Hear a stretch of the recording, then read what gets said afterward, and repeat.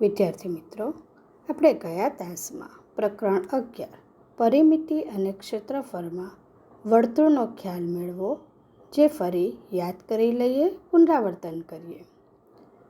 વર્તુળની પરિમિતિ એટલે કે પરિઘનું સૂત્ર મેળવેલું તથા તમે ત્રિજ્યા અને વ્યાસના સૂત્ર પણ શીખીને આવ્યા છો.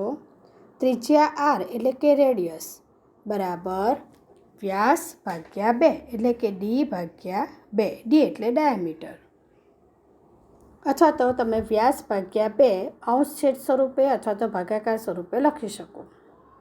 ત્યાર પછી વર્તુળનો વ્યાસ શોધવાનો હોય એટલે કે d શોધવાનો હોય તો તેનું સૂત્ર છે 2 ગુણ્યા r એટલે કે 2 ગુણ્યા ત્રિજ્યા.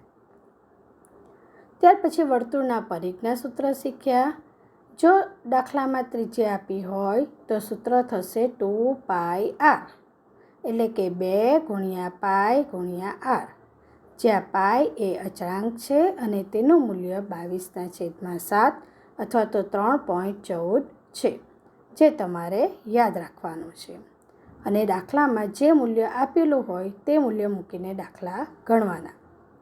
ત્યાર પછી જ્યારે દાખલામાં વ્યાસ આપેલો હોય ત્યારે વર્તુળના પરિઘનું સૂત્ર પાઈ d એટલે કે પાઈ ગુણ્યા d. એમાં પણ પાઈનું મૂલ્ય 22/7 અથવા તો 3.14 મૂકવાનું. પરિમિતિ એટલે કે પરિઘ છે એટલે એકમો મીટર કે સેન્ટીમીટર આવશે. એને આધારિત આપણે દાખલા જોઈ ગયા. હવે આપણે વર્તુળના ક્ષેત્રફળ વિશે જોવાના છે. વર્તુળનું ક્ષેત્રફળ કેવી રીતે મેળવાય છે તેનું સૂત્ર, તેના માટે અગાઉનો વિડીયો સમજીએ.